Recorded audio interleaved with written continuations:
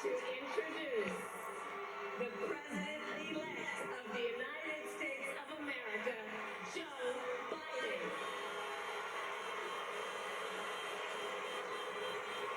And there he is, bounding onto the stage. Just a few weeks short of 78 years old, determined not to show it right now, feeling this moment. Joseph Robinette Biden Jr., who will be the 46th President of the United States. Fist bump for these times.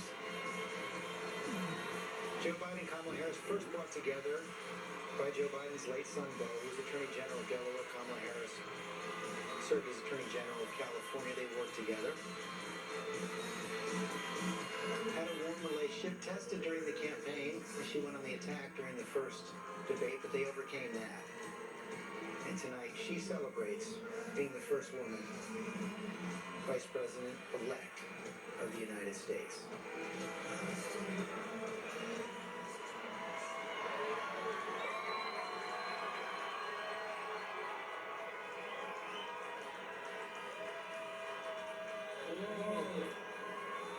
My fellow Americans, and the people who brought me the dance, Delawareans. I see my buddy Senator Tom Carper down there, and I think Senator Coons is there, and I think the governor's around. Is that Ruth Ann? And that former Governor Ruth Ann Minner. Most importantly, my sisters-in-law, my sister Valerie. Anyway. Folks, the people of this nation have spoken. They've delivered us a clear victory, a convincing victory, a victory for we the people. We've won with the most votes ever cast on a presidential ticket in the history of the nation. 74 million.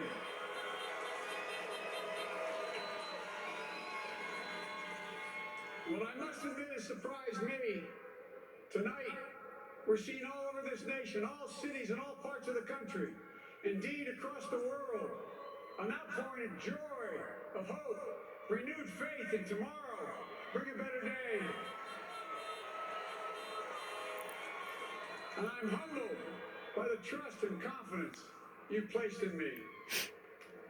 I pledge to be a president who seeks not to divide, but unify. Who doesn't see red states and blue states, only sees the United States. And work with all my heart, with the confidence of the whole people, to win the confidence of all of you. And for that is what America, I believe, is about. It's about people. And that's what our administration will be all about. I sought this office to restore the soul of America, to rebuild the backbone of this nation, the middle class, and to make America respected around the world again. And to unite us here at home. It's the honor of my lifetime that so many millions of Americans have voted for that vision. And now, the work of making that vision is real. It's a task, the task of our time. Folks, as I said many times before, I'm Jill's husband. And I would not be here without her love and tireless support of Jill and my son Hunter and Ashley, my daughter, and all our grandchildren, and their spouses, and all our family. They're my heart. Jill's a mom, a military mom, an educator. And she has dedicated her life to education. But teaching isn't just what she does, it's who she is. For American educators, this is a great day for y'all. You're going to have one of your own in the White House. And Jill's going to make a great First Lady. I'm so proud of her.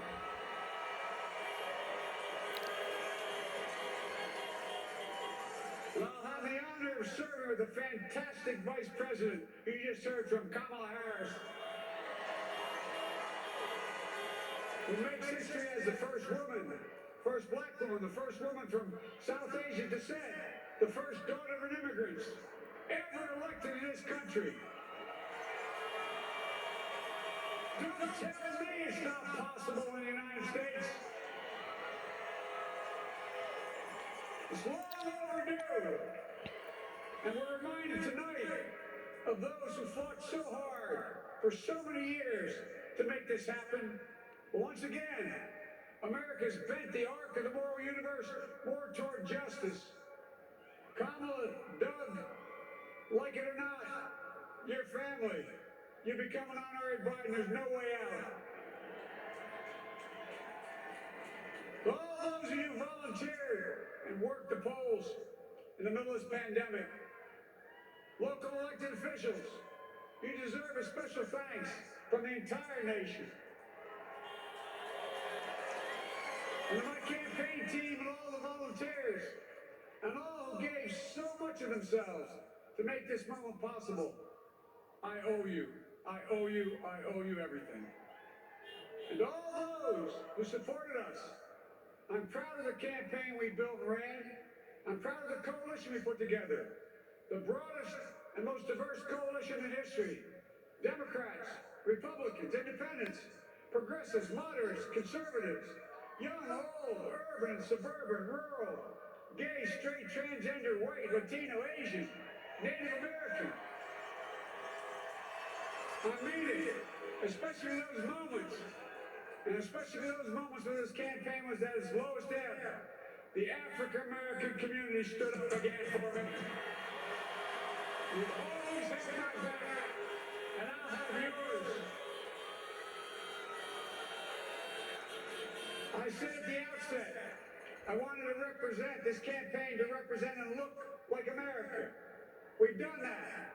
Now that's what I want the administration to look like and act like. For all those of you who voted for President Trump, I understand the disappointment tonight. I've lost a couple times myself, but now, let's give each other a chance. It's time to put away the harsh rhetoric, lower the temperature, see each other again, listen to each other again. And to make progress, we have to stop treating our opponents as our enemies. They are not our enemies, they are Americans. They're Americans. Now that's a The president. Bible tells us, to everything there is a season, a time to build, a time to reap and a time to sow, and a time to heal. This is the time to heal in America.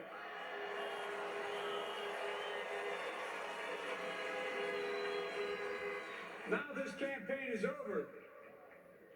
What is the will of the people? What is our mandate? I believe it's this. Americans have called upon us to marshal the forces of decency, the forces of fairness, to marshal the forces of science, and the forces of hope in the great battles of our time. The battle to control the virus, the battle to build prosperity, the battle to secure your family's health care, the battle to achieve racial justice and root out systemic racism in this country. And the battle to save our planet by getting climate under control. The battle to restore decency, defend democracy, and give everybody in this country a fair shot. That's all they're asking for, a fair shot. Folks, our work begins with getting COVID under control. We cannot repair the economy, restore our vitality, or relish life's most precious moments, hugging our grandchildren, our children, our birthdays, weddings, graduations, all the moments that matter most to us until we get it under control. On Monday, I will name a group of leading scientists and experts as transition advisors to help take the Biden-Harris COVID plan and convert it into an action blueprint that will start on January the 20th, 2021. That plan will be built on bedrock science. It will be constructed out of compassion, empathy, and concern. I will spare no effort, none, or any commitment to turn around this pandemic. Folks, I'm a proud Democrat, but I will govern as an American president. I'll work as hard for those who didn't vote for me as those who did. Let this grim era of demonization in America begin to end here and now.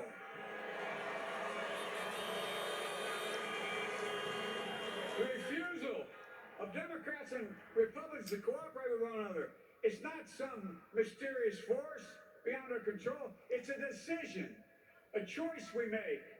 And if we can decide not to cooperate, then we can decide to cooperate. And I believe that this is part of the mandate given to us from the American people. They want us to cooperate in their interest. And that's the choice I'll make. And I'll call on Congress, Democrats and Republicans alike, to make that choice with me. The American story is about slow yet steadily widening the opportunities in America. And make no mistake, too many dreams have been deferred for too long. We must make the promise of the country real for everybody, no matter their race, their ethnicity, their faith, their identity, or their disability. Folks, America has always been shaped by inflection points, by moments in time where we've made hard decisions about who we are and what we want to be. Lincoln in 1860, coming to save the Union. FDR in 1932, promising a beleaguered country a new deal. JFK in 1960, pledging a new frontier. And 12 years ago, when Barack Obama made history, he told us, yes, we can. And folks, we stand at an inflection point. We have an opportunity to defeat despair, to build a nation of prosperity and purpose. We can do it. I know we can. I've long talked about the battle for the soul of America. We must restore the soul of America. Our nation is shaped by the constant battle between our better angels and our darkest impulses. And what presidents say in this battle matters. It's time for our better angels to prevail. Tonight, the whole world is watching America.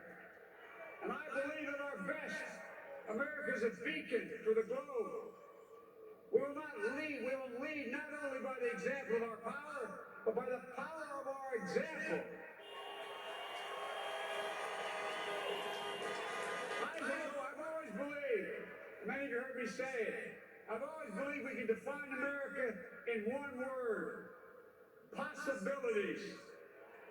That, in America, everyone should be given an opportunity to go as far as their dreams and God-given ability will take them. You see, I believe in the possibilities of this country. We're always looking ahead to an America that's freer and more just, ahead to an America that creates jobs with dignity and respect, ahead to an America that cures diseases like cancer and Alzheimer's, ahead to an America that never leaves anyone behind, ahead of an America that never gives up, never gives in. This is a great nation. It's always been a bad bet to bet against America. We're good people. This is the United States of America. And there's never been anything we've been not able to do when we've done it together. Folks, in the last days of the campaign, I began thinking about a hymn that means a lot to me and my family, particularly my deceased son, Bo. It captures the faith that sustains me, and which I believe sustains America. And I hope it can provide some comfort and solace the 230,000 Americans who've lost a loved one to this terrible virus this year. My heart goes out to each and every one of you. Hopefully this hymn gives you solace as well. It goes like this. And he will raise you up on eagle's wings, bear you on the breath of dawn, and make you to shine like the sun, and hold you in the palm of his hand. And now together, on eagle's wings, we embark on the work that God and history have called upon us to do. With full hearts and steady hands, with faith in America and in each other, with love of country, a thirst for justice. Let us be the nation that we know we can be. A nation united, a nation strengthened, a nation healed. The United States of America, ladies and gentlemen, there's never been anything we've tried and not been able to do. So remember, as my grandpapa, our grandpapa used to say when I walked out of his home, when I was a kid up in Scranton, he said, Joey, keep the faith. And our grandmother, when she was alive, she yelled, no, Joey, spread it. Spread the faith. God love you all. May God bless America, and may God protect our truth. Thank you, thank you, thank you. President-elect Joe Biden.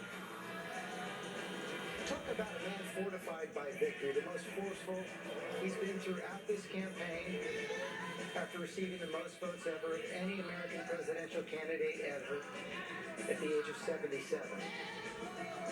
Boiled down his message in 3 words, he did it. Time to heal. That was his message to a nation in the grip of a pandemic. Joe Biden, Dr. Joe Biden now joining him out on the stage. That was his message to the millions of Americans out of work.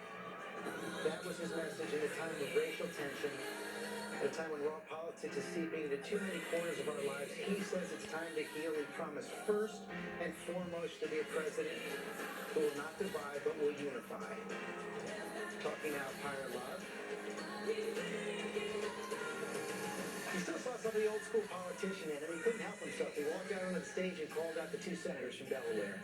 That's a man who's been running for office since the age of 27 as the rest of his family comes out to celebrate as well. His son Hunter, the target of so many, gets a hug from his dad. Joe Biden never wavered in that love no matter what was thrown at his son.